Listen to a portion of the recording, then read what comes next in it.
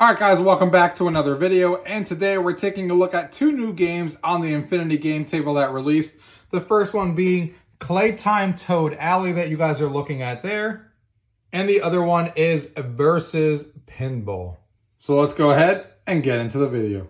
Gaming tech, eating brekkie is the gaming tech. Going for a brekkie is the gaming tech. Gaming tech is the gaming tech. Gaming techie.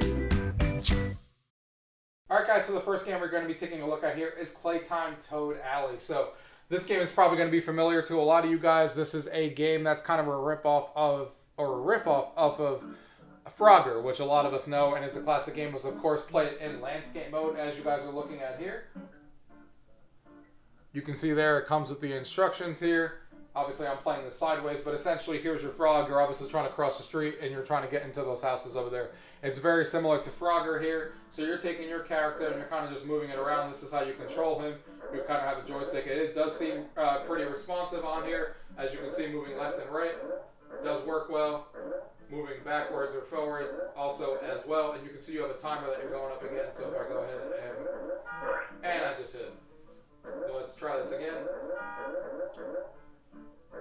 See if I can get across.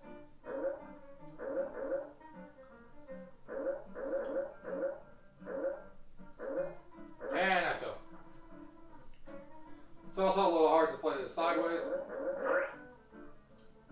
Or it could just be really bad at the game. Yeah, I'm pretty bad. See if we can get across here.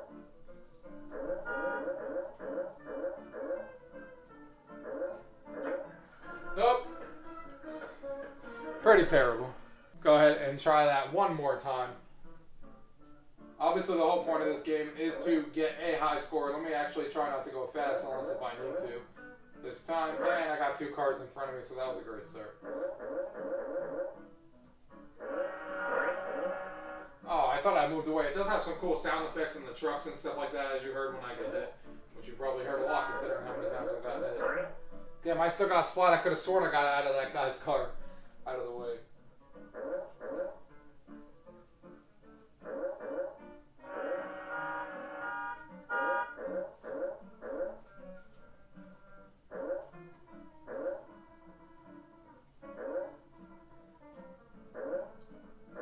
Oh no, and I just got splat because I didn't get it centered right on the house. Man, you couldn't have gotten any closer than that. But either way, guys, you guys get the idea. I'm not going to sit here and bore you with my terrible gameplay, but you guys get the idea that it's obviously very Frogger-like. The animations are good. As the cars are coming down, everything looks good. The little turtles in the water and stuff like that, they all look good. The music is good. The sound effects are good.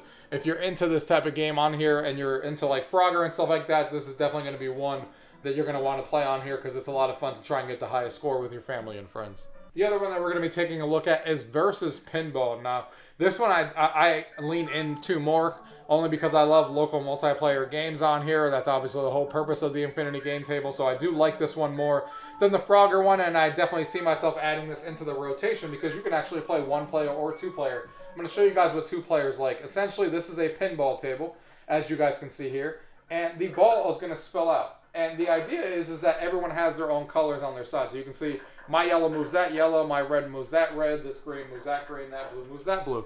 And then the other player is going to be on the other side, and they obviously do the exact same thing. And you're basically just hitting these buttons, and you're trying to get that ball into the other side. So while switching it around, you can see that I'm hitting these things. It's going to go to the other side. He's going to go ahead and hit it, and then I'm going to go ahead and try to hit it. Obviously, this is hard when you're only playing against one player, and the other person isn't actually moving anything while you try to get it in. And I just scored on myself, so I'm doing really well in this video. But you can see a goal is scored, and then the same thing starts here. And I just scored on myself again. Fantastic. But this game is a ton of fun. And what's really surprising to me, I guess, you know, some of these games that we've had in the past, like air hockey and stuff, and I've talked about it, don't actually work really well in the sense that... the lag is kind of too great on the table for these types of games where you hit on these buttons and they're not responsive enough. Well, this game, for one reason or another, way better than air hockey. Like, I won't play the air hockey version on here again after this because this is it's a much more fun game, a competitive game. And it works really well. I mean, you guys are seeing that for yourself. I'm tapping that yellow button as many times as I want. It works really well. Same thing with the red. There's no issue with the actual lag in this game or touchscreen lag or anything like that.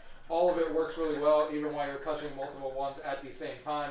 And it just makes the gameplay that much more fun. It's really, really fun. And it surprised me on how well the responsiveness is, because I love these types of games, but I knew what air hockey felt like on the Infinity game table when I said that there was some lag with it and it kind of made it hard to play.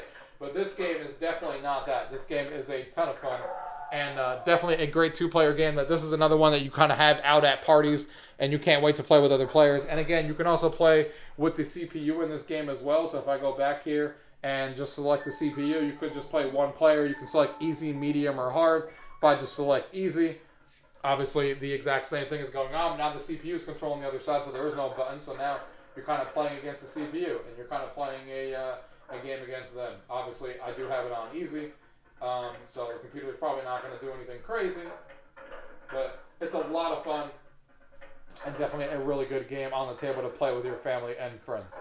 So that's it, guys. That is the story on both of these games. I just wanted to give you guys a quick update on the current games that released here in the last week or two. And I'm obviously hoping for the heavyweight games, just like the rest of you are, that are hopefully coming in 2023. So we can see some more board games, just like the recent ones that they released. Like I thought were really well done, like Tapple and Risk was really well done. Like Tapple and Risk, which is really well done. I want to see more board games from Asmodee and stuff like that. We all want the big heavy hitters. I'm still waiting to see if they get Catan on this table one day, which would be great.